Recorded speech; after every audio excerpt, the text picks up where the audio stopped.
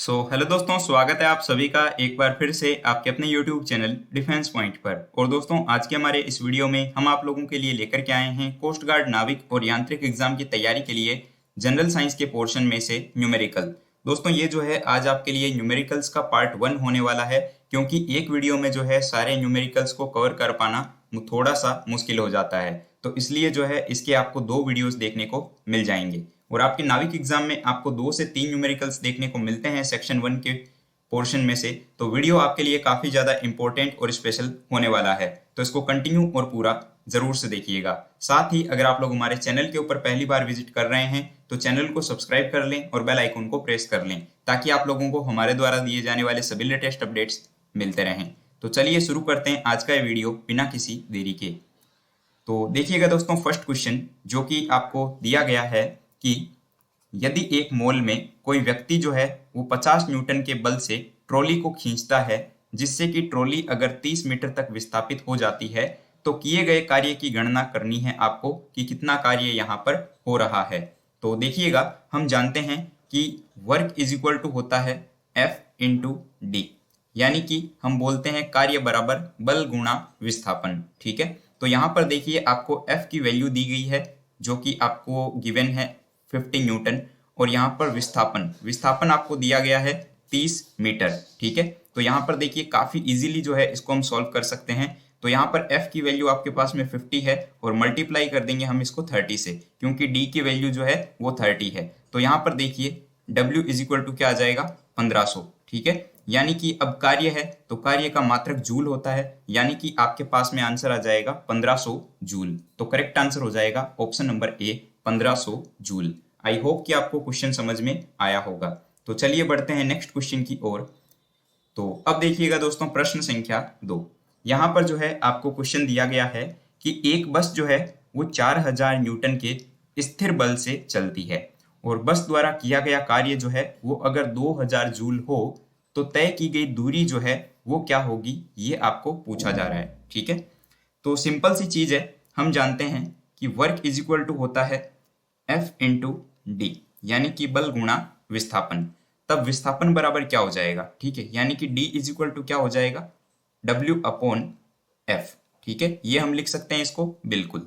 तो अब देखिए यहाँ पर आपके पास में W की वैल्यू है और F की वैल्यू आपको गिवन है। ठीक है, तो इजीली जो है हम इसको सॉल्व कर सकते हैं। यहाँ पर देखिए हमारे पास में W की वैल्यू क्या है, तो कार्य जो है वो दिया गया है यहाँ पर आपको 2000 जूल। ठीक है, और यहाँ पर अगर आप बल देखेंगे तो फोर्स आपको दिया गया है 4000 न्यूटन। ठीक है, तो यहाँ पर देखिएगा हम क्या कर सकते हैं, 2000 अपॉन में 4000। ठीक है, अब देखिएगा ये D की वैल्यू है, तो यहाँ पर ये क्या आ जाएगा, ये इसको सॉल्व करेंगे तो 2/4 में इसको लिख सकता हूँ, क्योंकि जीरो जो है आपस में कैंसिल हो जाएंगे, और ये आपके हो जाएगा 0.5। ठीक है, और क्योंकि ये विस्थापन है तो ये आएगा मीटर में। तो राइट आंसर हो जाएगा दोस्तों इसके लिए आपका ऑप्शन नंबर डी। देखिए दोस्तों, न्यूमेरिकल्स जो है वो ज़्यादा हार्ड नहीं पूछे जाते हैं, बस सिंपल से फॉर्मूले के ऊपर जो है आपके क्वेश्चंस बेस्ड होते हैं। बस शर्त यह है कि आपको जो है फॉर्मूले पता होने चाहिए और किस तरीके से जो है इनको टैकल किया जाता है ये आपको आना चाहिए। ठीक है, तो आई होप आपको ये क्वेश्चन समझ में आ गया होगा। तो बढ़ते हैं हमारे नेक्स्ट क्वेश्चन की ओर। तो अब देखिएगा क्वेश्चन नंबर 3। यहाँ पर देखिए आपको क्या क्वेश्चन दिया गया है कि कार्य शून्य होने की स्थिति में विस्थापन और लगाए गए बल के बीच में जो कोण होता है वो कितना होता है। ठीक है, यानी कि जब आपका वर्क 0 हो, ठीक है, तो आपके विस्थापन और बल के बीच में कोण जो है वो कितना होगा। तो देखिए कार्य शून्य होने की स्थिति में विस्थापन और लगाए जाने वाले बल के बीच में जो कोण होता है ना, वो आपका 90 डिग्री का होता है, यानी कि 90 डिग्री का एंगल आपका बनेगा। अब आप बोलोगे ये कैसे, तो देखिए सिंपल सी चीज है, W इज इक्वल टू हम लिखते हैं FD cos थीटा। ठीक है, और यहां पर बोला जा रहा है कार्य शून्य हो। ठीक है, तो अब देखिए हम जानते हैं कि F आपके 0 नहीं हो सकता। ठीक है, F naught is equal to 0, तो यहाँ पे क्या हो जाएगा, तो यहाँ पे हो जाएगा cos theta is equal to 0, यानी कि cos 90 की वैल्यू होती है ये। ठीक है, ये किसकी वैल्यू होती है, cos 90 डिग्री की वैल्यू होती है। अब देखिए यहाँ पर हम क्या कर सकते हैं, ठीक है, तो देखिए cos तो cos में आपस में कैंसिल हो जाएगा। ठीक है, cos आपस में कैंसिल हो गया, तो यहाँ पर देखिए थीटा की वैल्यू क्या आ गई, थीटा इज इक्वल टू आ गया 90 डिग्री। ठीक है, फिर से समझिएगा एक बार, आपको क्वेश्चन में दिया गया था कि कार्य शून्य होने की स्थिति में विस्थापन और लगाए जाने वाले बल के बीच का जो कोण होगा वो कितना होगा। तो मैंने आपको बताया कि यहाँ पे कोण जो है वो 90 डिग्री होगा। ऐसा क्यों? तो हम जानते हैं कि वर्क इज इक्वल टू होता है एफ डी कोस थीटा, और आपको यहाँ पे बोला गया है कि वर्क इज इक्वल टू 0 है। ठीक है, लेकिन हम जानते हैं कि आपके force is equal to naught 0। ठीक है, तो यहाँ पे देखिए cos theta is equal to हो जाएगा कोस 90 डिग्री। ठीक है, और यहाँ पे थीटा इज इक्वल टू क्या आ जाएगा, 90 डिग्री। ठीक है, तो करेक्ट आंसर होगा ऑप्शन सी। चलिए दोस्तों, मैं साथ ही जो है आप लोगों को बताना चाहूंगा कि अब आप लोग जो है हमें अनअकैडमी प्लेटफॉर्म के ऊपर फॉलो कर सकते हो। यहाँ पर जो है आप लोगों को कोस्ट गार्ड नाविक जीडी, डीबी और यांत्रिक एग्जाम की स्पेशल तैयारी के लिए हमारे फ्री मॉक टेस्ट देखने को मिल जाएंगे, जो कि रोज शाम को 5:30 बजे और रात को 9 बजे होते हैं। ठीक है, तो दोस्तों इसके लिए जो है आपको सिंपली प्ले स्टोर के ऊपर जाकर के अनअकैडमी का लर्निंग ऐप इंस्टॉल करना है, और उसके बाद में अपनी बेसिक सी इन्फॉर्मेशन को फिलअप करके वहां पे रजिस्टर कर लेना है। दोस्तों रजिस्टर करने के बाद में आपको डिफेंस की कैटेगरी में एयरफोर्स, नेवी और कोस्ट गार्ड को सिलेक्ट करना है, और उसके बाद में आप मेरा यूजर नेम सर्च करके जो है हमें फॉलो कर सकते हो। इसके अलावा आपको हमारी प्रोफाइल की लिंक इस वीडियो के नीचे डिस्क्रिप्शन बॉक्स में भी दी गई है। दोस्तों पहली बार जो है हमारी क्लास को अनलॉक करने के लिए आपको कोड यूज में लेना होगा DPYT10, जिससे कि आपके लिए क्लास जो है वो फ्री ऑफ कॉस्ट अनलॉक हो जाएगी। इसके अलावा आपको 10% का इंस्टेंट ऑफ भी देखने को मिल जाएगा अगर आप लोग इस कोड को यूज में लेते हो प्लस सब्सक्रिप्शन में। ठीक है, तो आप लोग लिंक्स को चेकआउट कर सकते हो, इसी वीडियो के नीचे आपको डिस्क्रिप्शन में दी गई है। तो चलिए बढ़ते हैं नेक्स्ट क्वेश्चन की ओर। तो नाउ क्वेश्चन नंबर 4, और यहाँ पर देखिए आपको क्या क्वेश्चन दिया गया है कि 20 न्यूटन का एक बल जो है एक वस्तु को 2 मीटर तक विस्थापित कर देता है और 20 जूल का जो है काम करता है। तो पूछा जा रहा है कि बल और विस्थापन के बीच में कोण क्या होगा। तो अगर आप लोगों को पीछे वाला क्वेश्चन समझ में नहीं आया है तो ठीक उसी तरीके का क्वेश्चन है, यहाँ पे आप लोग समझने की कोशिश कीजिएगा। तो सिंपल से मैं एकदम आपको बता रहा हूँ। तो यहाँ पर देखिए आपके पास में फोर्स की वैल्यू दी गई है 20 न्यूटन। ठीक है, और आपके पास में डी की वैल्यू दी गई है 2 मीटर, और आपके पास में डब्ल्यू यानी कि काम कितना हो रहा है, यहाँ पे बोला जा रहा है कि 20 जूल काम होता हो। ठीक है, तो हम जानते हैं कि आपके वर्क इज इक्वल टू होता है एफ डी कोस थीटा। ठीक है, चलिए अब यहाँ पर देखिए वर्क की वैल्यू आपके पास में 20 है, एफ की वैल्यू आपके पास में 20 है, और डी की वैल्यू आपके पास में 2 है। ठीक है, तो मल्टीप्लाई बाई क्या आ जाएगा, कोस थीटा आ जाएगा। ठीक है, तो अब देखिए यहाँ पे 20 और ये 20 कैंसिल हो सकता है, यहाँ पर 1 बच जाएगा, तो ये आ जाएगा आपका 1 is equal to 2 cos theta. ठीक है, अब देखिए ये इसको 2 को जो है हम इस बट्टा में लिख देते हैं, तो ये हमारे पास में आ जाएगा cos theta is equal to 1/2। तो हम जानते हैं कि 1/2 जो है वो किसकी वैल्यू होती है, कोस 60 की। ठीक है, तो ये हो जाएगा cos theta is equal to cos 60 degree. ठीक है, तो यहाँ पे देखिए कोस को आप हटा दीजिए और थीटा की वैल्यू जो है आपके पास में आ गई 60 डिग्री, यानी कि विस्थापन और बल के बीच में जो कोण बनेगा वो आपका 60 डिग्री का बनेगा, यदि 20 न्यूटन का एक बल जो है वस्तु को 2 मीटर तक विस्थापित करे। ठीक है, तो करेक्ट आंसर हो जाएगा आपके ऑप्शन नंबर ए 60 डिग्री। चलिए बढ़ते हैं नेक्स्ट क्वेश्चन की ओर। तो अब देखिएगा दोस्तों क्वेश्चन नंबर 5, यहाँ पर जो है आपको थोड़ा अलग क्वेश्चन दिया गया है। इस बार आपसे औसत शक्ति यानी कि आपसे पूछा जा रहा है एवरेज पावर। ठीक है, तो क्वेश्चन है कि 80 किलोग्राम की वस्तु को जो है वो 40 मीटर तक की ऊंचाई तक जो है लगभग 50 सेकंड में ऊपर उठाने में जो है आवश्यक औसत शक्ति क्या होगी, यदि जी की वैल्यू आपको दी हुई है 10 मीटर पर सेकंड स्क्वायर। ठीक है, तो हम जानते हैं दोस्तों यहाँ पर कि आपके जो पोटेंशियल एनर्जी होती है, ठीक है, यानी कि स्थितिज ऊर्जा, उसका फॉर्मूला होता है mgh। ठीक है, तो यहाँ पर देखिए हम क्या लिख सकते हैं, हमें बताना है पावर। ठीक है, यानी कि शक्ति, तो पावर इज इक्वल टू क्या हो जाएगा, पावर इज इक्वल टू होता है वर्क अपॉन टाइम। ठीक है, वर्क अपॉन टाइम, और हम जानते हैं कि इसी फॉर्मूले को जो है हम कार्य के दूसरे फॉर्मूले के रूप में भी जो है यूज में लेते हैं। तो W इज इक्वल टू हम ये भी लिख सकते हैं, तो ये हो जाएगा आपका mgh अपॉन में T। ठीक है, तो ये हो गया आपका P is equal to mgh upon T। तो यहाँ पर देखिएगा हम क्या करेंगे, इसकी वैल्यू पुट करते हैं। तो m की वैल्यू देखिए आपके पास में क्या है 80, ठीक है। तो m की वैल्यू आ गई 80, g की वैल्यू आपको दी गई है यहाँ पर 10, और यहाँ पर आपके पास में इसकी वैल्यू भी दी गई है 40, ठीक है। 40 मीटर तक किया जा रहा है, ओके। अब देखिए आपके पास में भाई 50 दिया हुआ है नीचे टाइम सेकंड में, ठीक है। तो यहाँ पर देखिएगा इसको जब हम सॉल्व करेंगे, ठीक है, 5 दूनी 10 और 10 पंजे 50, ठीक है। उसी प्रकार से यहाँ पे कट जाएगा 4 बार में। तो देखिए यहाँ पे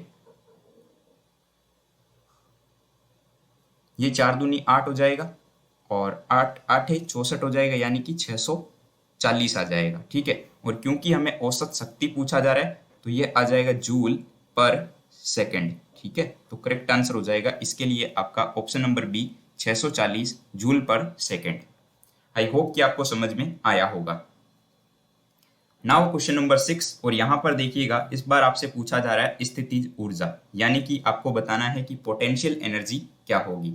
तो देखिए क्वेश्चन है कि एक मोबाइल को किसी बालकोनी से गिराया जाता है। यदि मोबाइल का द्रव्यमान जो है वो 0.5 किलोग्राम हो और मोबाइल फोन को जो है 100 मीटर की ऊंचाई से गिराया जाता हो, और जी की वैल्यू आपके पास में अगर 10 मीटर पर सेकेंड स्क्वायर हो, तो स्थितिज ऊर्जा यानी कि पोटेंशियल एनर्जी क्या होगी। तो यहाँ पर देखिए मैं सबसे पहले वैल्यू को लिख लेता हूँ। तो m की वैल्यू है आपके पास में 0.5 किलोग्राम, ठीक है। g की वैल्यू आपको दी गई है यहाँ पर 10 मीटर पर सेकेंड स्क्वायर, ठीक है। और उसी प्रकार से h की वैल्यू आपको दी गई है यहाँ पर 100 मीटर, ठीक है।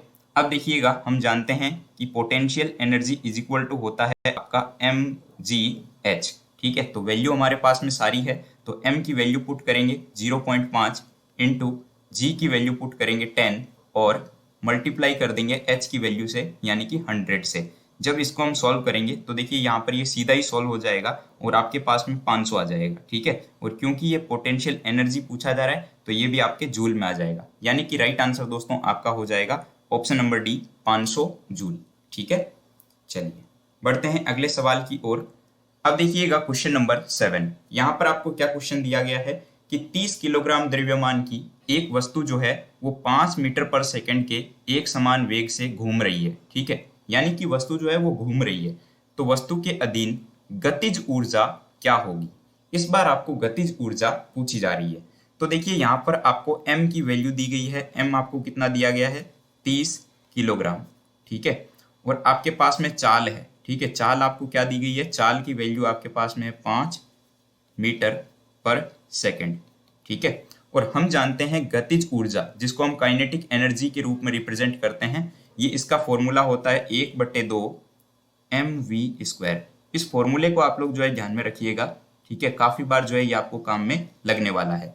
तो देखिएगा यहाँ पर क्या हो जाएगा, kinetic energy is equal to में आ जाएगा आपका 1/2 गुणे m की वैल्यू आपके पास में 30 है और v की वैल्यू आपके पास में 5 है। तो मैं इसको 2 बार लिख देता हूँ, 5 × 5, क्योंकि ये v² है, ठीक है। तो अब देखिएगा ये आपके यहाँ से कैंसिल हो जाएगा 15 बार में, और इसको जब आप मल्टीप्लाई करेंगे आपस में तो देखिए 5 × 5 25 हो जाएगा, और 25 को जब 15 से मल्टीप्लाई करेंगे तो यहाँ पे 375 ये आपका आ जाएगा, और ये वैल्यू आएगी जूल में। यानी कि काइनेटिक एनर्जी गतिज ऊर्जा जो होगी वो आपकी 375 जूल होगी। तो करेक्ट आंसर है आपका ऑप्शन नंबर बी। चलिए दोस्तों, न्यूमेरिकल्स जो है वो इसी टाइप के पूछे जाएंगे आपको। तो अगर आप लोग इस वीडियो को देख लेते हो, समझ लेते हो सारे क्वेश्चंस को, और आगे का जो पार्ट आएगा उसको भी आप लोग कंटिन्यू और पूरा देख लेते हो, तो आपके लगभग सारे टाइप्स के न्यूमेरिकल कवर हो जाएंगे। और अगर आप लोग इनको देख करके समझ लेते हो तो इजिली जो है आप लोग एग्जाम में न्यूमेरिकल्स को कर लोगे।